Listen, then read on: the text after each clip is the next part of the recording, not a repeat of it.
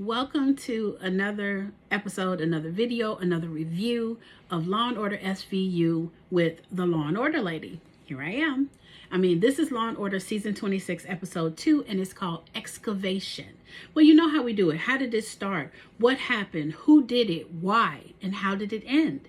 And I know that you know that it opened in a bar. And there was a woman in a bar wanting a drink. But the bartender must have known her because he told her, he said, the next time you come in here, you wanted me to show you this chip. Well, he shows her her sobriety chip, but she disregards it. And she's just like, give me one drink, just one. And he's like, okay, it's his job. He's a bartender, right? So he got to get paid. So he gives her the drink. Meanwhile, as she's drinking the drink, her sister Peyton enters the bar. And she says, hey, we got to roll. Mom and dad need us. So they leave after she has this drink. When they get to the house, they're like, Mom, where do you need us? And obviously you can see that her parents are moving. So the brother's there, Charles, Peyton's there, and Maggie's there, all three of their kids. And now they're going to help them to pack and to move and to sort through things. So they say, well, why don't you guys go down in the basement? And when I say you guys, I mean Maggie and Peyton. So Maggie and Peyton go into the basement, and Maggie's like, oh, here's your nightgown, your favorite nightgown. And she's like, well, how? Peyton says, yeah, here's your nightgown. And Maggie's like, how do you remember so much about my life that this is my favorite, nightgown? Like, you in my life. And she's like, I am your sister, So anyway, she says, okay, so she's looking around and she looks into this dresser. And in between the dresser and the drawers, there's this composition book. She pulls it out. She starts reading it, right? And I'm thinking, this is going to be juicy. Oh, it's going to be juicy.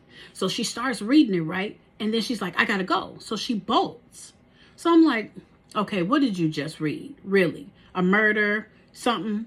So anyway, the next day she's got these big ass glasses on, and I'm like, what is these big ass glasses for, sis? But if she's a drinking person and she's hung over, then the glasses will work. Whatever works for you. But anyway, she walks into the SVU squad room, right? She talks to Olivia because Olivia is just standing there, right? Getting some coffee. And she says, I think that I was sexually assaulted when I was 8 years old. And they say, well, why would you think that? And Olivia says, why would you think that? And they're like, and she's like, well, I recognize the handwriting in this journal, diary, whatever you want to call it. And it's my stepdad's. Now, that's a problem in itself. But the problem after that is that her stepdad is a retired federal judge, Judge Andrews.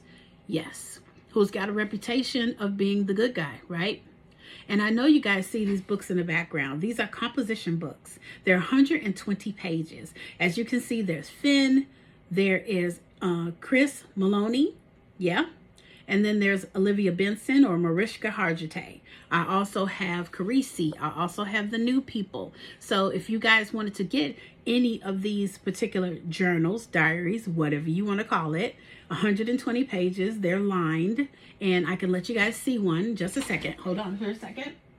Take it out. Bring it up here. Bam. It does not include the ribbon. I put the ribbon on there myself. But as you can see, they are lined pages, which you can use on the back. Yeah. So on the back, you see that this is the printed material. Now, this printed material, I actually had printed at Amazon. Would you get up there? Anyway, at Amazon. And I'll give you guys the link later to where you can get those. But back to what I was saying. So anyway, they're like, well, we can't really do anything if you say you don't remember, because she's like, well, I don't even remember very much. I just read it in this journal. And they're like, okay, well, here's my card. Think about this, because in order to prosecute him, we're going to need some more information. She's like, prosecute? Oh, no. Oh, no. You're not finna get me in trouble. He's a judge. Did you hear me, judge? Okay, I'm not finna do this. And he's my dad. So he's my stepdad. So they're like, well, what do you want us to do? Call us in the morning, right? So the next day, Peyton, her sister, calls Olivia. And she's like, you got to get over here. I found her card in your purse and your wallet, I don't know, pocket, whatever.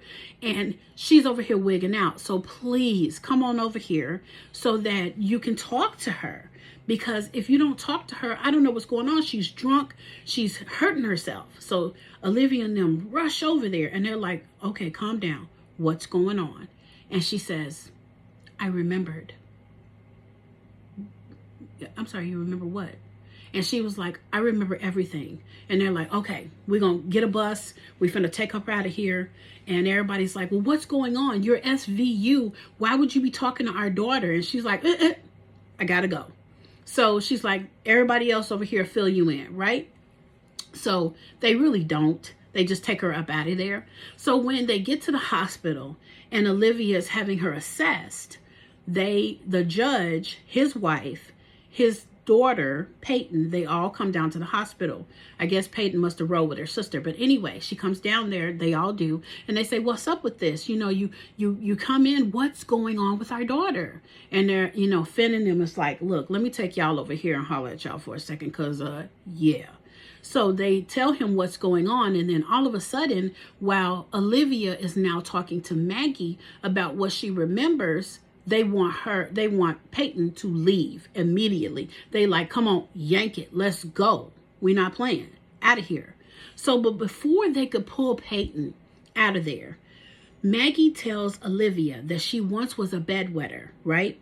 And that she remembers her stepfather standing over her multiple times on her, you know, while she was sleeping. During that time, she just believed that he was trying to change her gown because she bedwetted, right? So she says that she tried to call out for her mom that night because she was very uncomfortable with him being there. And he said, no, you don't want to wake up your mom because the mom is a pediatrician. So she's got to active practice, and he thought she's going to need some sleep, or so he says, right? He was so concerned, whatever.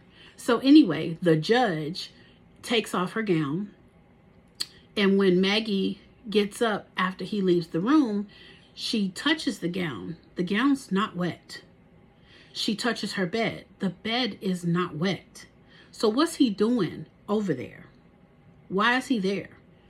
So they find out she says, well, Olivia says, well, we kind of need some more proof. And she's like, well, would the gown help? I got it in my trunk. And she's like, yeah. So they grab the gown. They do the DNA testing on the gown. And sure enough, like I thought, you're nastiful, Mr. Judge, because it's semen on there that matches him. So how you going to talk yourself out of this, Mr. Judge? Wait a minute. I'll wait. No, you're not. So anyway, she says she knows his handwriting. She knows the nightgown wasn't wet. She knows the bed wasn't wet. And there is DNA. So Carisi tells her in this that he needs a little bit more proof. He needs, because she has a history of substance abuse and drinking and driving and DUIs and stuff like that. He's saying that Peyton or, you know, Charles would be of some help to try to corroborate her story. So we see her, you know, remembering. Peyton is shocked. She looks very concerned, genuinely. So that's what happened. So who did it? So according to Maggie, her stepfather was sexually abusing her in the room as a child. And as I told you before, when she went to the hospital, she had 3 times the alcohol in her system because she was just wigging out. She was so drunk. So Peyton doesn't know anything about it, so she says. And Olivia, when talking to him, knows that the mom was pretty oblivious to all of this. The detectives do fill in the judge. The judge is like, you know what, bring it, because you're not going to get me, because you're going to need help. So basically they go into Carisi's office. He pulls up, Judge Andrew, pulls up to Carisi's office with his people, and they come in there and they basically wreck it. And they say they don't tear it apart, but they like kind of wreck some of his personality or whatever. And they're trying to make him this small. But Carisi's like, okay, I'll see y'all in court, basically. Because he's like, well, you're going to need help. And Carisi sees the diary. He's read the diary. In the diary, it goes something like, I pulled her gown up and I touched her down there. Well, his lawyers are trying to say that he never abused her. They're trying to say that his defense was he was writing a book at the time. I'm sorry, sir, you writing a book about molesting a child? First of all, that's sus, okay? For real. Because he says there's not enough evidence there. Kind of ruffles Carisi's feathers. His wife has too lawyered up. She's not talking to them. You know, they found DNA on the nightgown, so what's the problem? But, you know, Carisi says, after the man says, you're going to need, you know, good luck on this. The guy thinks because he's a judge that his shit don't stink and that he can't be prosecuted due to the disgusting pedophile that he is. And I hate people in power who use it to hide their guilty sins. I mean, a regular person cannot do that. We get sent to jail. So why should he be any different? So that's basically who did it. So let's just see if he really did do it. So why? Let's just go into why. So the judge comes before the other judge in court because they arrest him now that they got the DNA on the gown. He has to pay $50,000, which is probably nothing. And Carisi asks that the family members get on the side of their sister, Maggie, so that something can happen and all of this can just be, he can be prosecuted and go away. You know, Charles says they all have their scars because Finn and Detective Bruno, they go over there to talk to Charles to see if they can get him to give them any recollection of anything that happened. And he says, no, I'm not testifying against my dad. If anything, he's been hard on us because he wants good for us. Well, I kind of know how that feels because my father's the same way. He works hard at making us great. Okay, so I get that. But I think he knows something. I really do. Well, Olivia tells her that she's up against the wall. She tells Maggie this, and that they're going to tell her that these things were made up. Because the lawyers on Judge Andrews' side are basically saying, well, he was writing a book, and Maggie's a liar. She's making this stuff up in her head. She's very troubled. She's a drunk, you know. And they're trying to play it like that a retired federal judge would never, okay? But wouldn't he? Well, what if she never found the diary? What if she never remembered? Or what if she remembered without finding the diary? That would have been terrible. I'm glad she found the diary because now she knows and she can piece together what happened. Well, how did it end? Well, we know we're in court. The diary of the journal is read in court. The DNA is brought in to match Judge Andrews. Captain Benson tells the jury that she believes Maggie and the words and the DNA and the words that she was referring to are the words that Judge Andrew wrote himself. And if you see me looking over, it's because I wrote some notes. You know I'm going to take some notes, right? And so Peyton testifies. All the time that Peyton's testifying, she's doing like this. She's looking over at her dad like, should I say this? Should I not say this? Peyton was 5 at the time. Like, what do you remember at 5? Kindergarten? Crayons? Color, you know, cartoons? What do you remember? You just remember being 5, right? So she says she doesn't remember anything.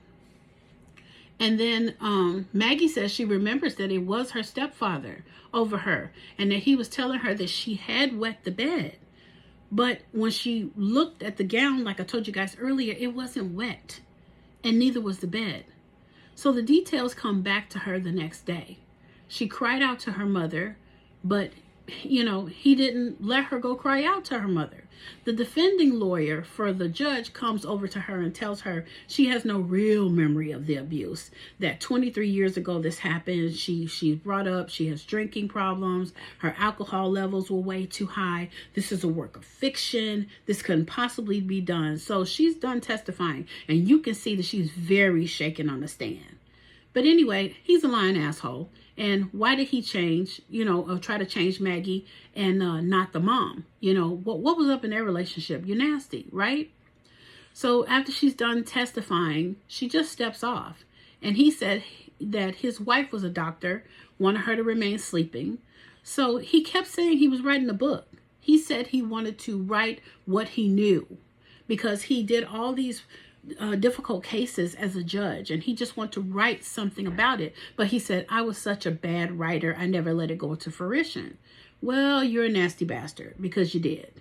Because he said he didn't abuse her. Carisi asked, did he ever write anything about the disturbing cases or other children that he had? And he's like, no. And he's like, you didn't want to write about any of those cases because they seem interesting. Just your stepdaughter, right? You're McNastifull. Like, but anyway, getting back to what I was saying, he said no, he didn't.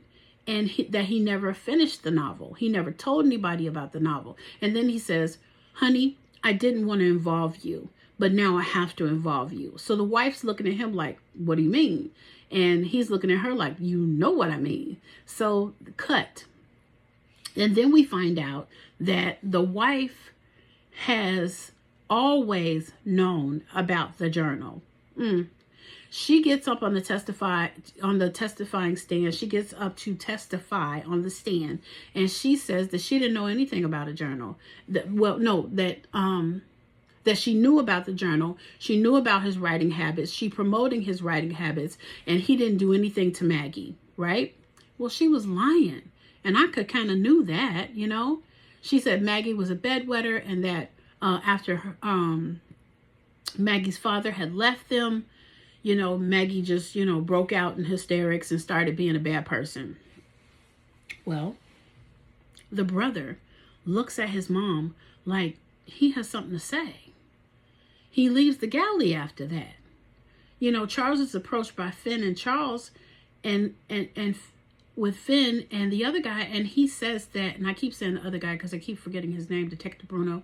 But anyway, Charles said that the judge was coming in out of Maggie's room. He said he remembered that he asked his mom why his stepdad was going in and out of his room, even though he was a little boy at 4.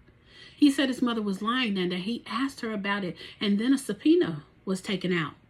And they subpoenaed the doctor's records from her office. They went in there, they got them, and then they found a file about Maggie and then about the chafing of her labia, which is basically in between her legs. Basically, the inner part in between her legs. Well, the next day, the doctor, the wife, entered that it was just bedwetting. And due to the bedwetting, that's why she was getting the chafing. She talked to her husband, and she found out what was going on, and then she lied about it to cover it up. Now, when they put her under the spot, because they say, look here, now that we got this information, you can either tell us what's going on, or we're going to put you on the stand and you're going to tell us what's going on. So come on in this office, stop lying. So she gets in there and she starts blaming her daughter as a seducer. She says she made her husband write it all down because she made him tell her what happened as evidence for the future in case he ever did it again.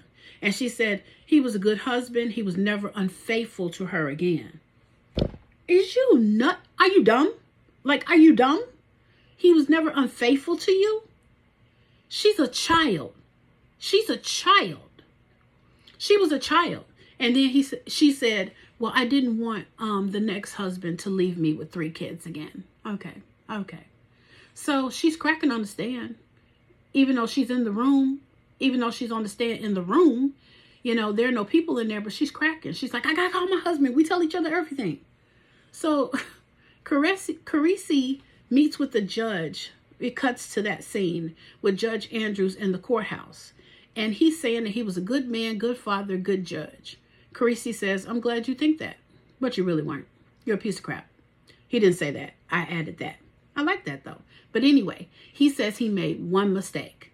But wasn't that terrible enough though, that one mistake? I mean, that one thing throughout every good thing that he ever did. He preyed on his own stepdaughter while she was asleep. She's a little girl. She's only 8 years old. Carisi asked him, why did you do this? He said, I just wanted to see what innocence was. Man, you're sick and disgusting. That's horrible. Now she has to suffer her whole life. She says she hasn't even been able to have sex in a bed, Maggie said. She says she hasn't been able to keep a relationship. She says that sometimes she fantasizes about him. And that is just a coping mechanism to give her some form of control over this terrible, traumatic event. You're disgusting, Judge. So Judge Andrews changes his plea to guilty and got 7 counts to run concurrently. That means all together. And the wife gets no charge because the statute of limitations has run out and she doesn't get charged. But there's a bonus in that basket. She lost her medical license and her children don't talk to her anymore. So yeah, there. Because you were a willing accomplice. You didn't want to tell anybody that your husband had did this to your child because you wanted to cover it up because you didn't want to have to get another husband for your kids. Listen, I told you guys before that I had just got married, right? Yeah, just got married. And I have 2 children.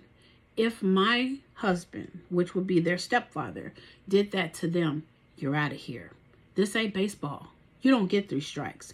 You're out, and you better be lucky you can walk out. Because I don't care. If you hurt my kids, you got me to reckon with. And if you hurt my kids, you've hurt me. Therefore, I don't need you. Therefore, I will have you prosecuted if I don't get you first. And that's not a threat. That's a promise. So anyway, I feel bad for Maggie because now she has to deal with all the damage done in her life. I mean, what's she going to do? Counseling? Sure. 23 years later, counseling can help sometimes, but she still has a drinking problem. She needs to continue to go to AA. She needs continued counseling. She needs to find someone that's going to understand her and her trauma, that's going to put up with the bags that she brings. That's not easy. I mean, can she continue her life? Yes. Is it going to be a difficult road? Yeah. So anyway, I liked the episode. It was meh, okay? And I don't know, I guess I'm waiting for that big one, Not to make light of this. This is a situation that occurs all the time. If you know someone that's in a situation like that, you really should call someone and tell them, you know, if you're in a situation like that, you're the mother, you're the daughter, please tell someone. Tell someone. This is damaging. There might not be physical scars, but they're mental scars. They're emotional scars. They're physiological scars. And it's not going to go away. So anyway, I hope you guys like this episode for the Law and Order lady, who I am. And I hope you guys will watch, you know, subsequent videos in regards to the Law and Order lady. Please think about subscribing. We have a good time over here. We are SVU fans. And sometimes I even cover Law and Order organized crime. So I would love to start covering the other Law and Order too. But I think 2 at this time is enough. And if you guys really just want me to, then I'll head on over there. But until then, I'll see you guys next week. All right. Love you.